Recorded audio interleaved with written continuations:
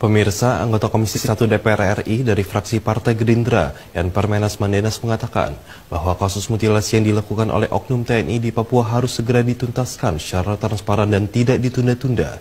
Yan Permenas merasa ada indikasi upaya menghalangi dalam penanganan kasus mutilasi terhadap warga Papua. Anggota Komisi 1 DPR RI dari fraksi Gerindra Yan Permenas Mandenas menanggapi pernyataan Panglima TNI Jenderal Andika Perkasa bahwa adanya pihak yang intervensi dalam melakukan penanganan kasus mutilasi terhadap 2 warga Papua yang dilakukan oknum TNI Angkatan Darat.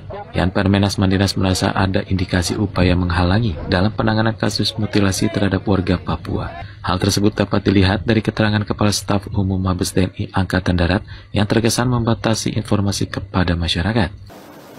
Jadi saya pikir ini kasus yang memang mengorbankan 4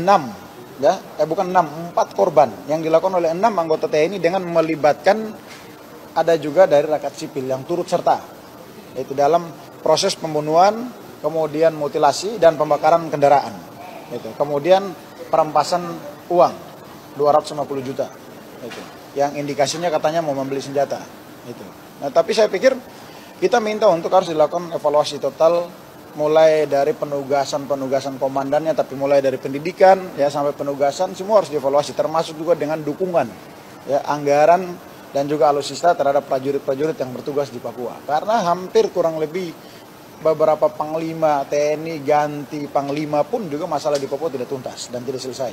Ada apa sebenarnya? Pertanyaannya, kalau penanganannya tidak dilakukan secara terpadu, ya, dengan melibatkan pemerintah pusat maupun daerah dalam hal ini kementerian lembaga terkait yang berkompeten juga, saya pikir operasi TNI Polri tidak akan relevan juga di Papua. Politisi Partai Gerindra dari daerah pemilihan Papua ini menjelaskan di era keterbukaan informasi sekarang, seharusnya Mabes Angkatan Darat bergerak cepat dalam merespon perkembangan informasi kasus mutilasi yang menjadi perhatian publik. Tidak hanya itu, Mabes Angkatan Darat juga harus menjelaskan motif kasus tersebut. Kalaupun ada motif indikasi perdagangan dan penjualan senjata, para oknum TNI Angkatan Darat tidak seharusnya melakukan perbuatan sadis seperti itu. Kemudian pasukan kita kerahkan, yang kita selesaikan di sana kita nggak tahu apa, akhirnya korban rakyat sipil. Nah, pasukan dari waktu ke waktu dikirim dari pusat, dari Mabes TNI, Mabes AD ke Papua itu sudah sangat meningkat sekali, mungkin mencapai 6.000 sampai tembus 10.000 pasukan hari ini di Papua. Tapi tidak mau menyelesaikan masalah Papua. Ada apa sebenarnya?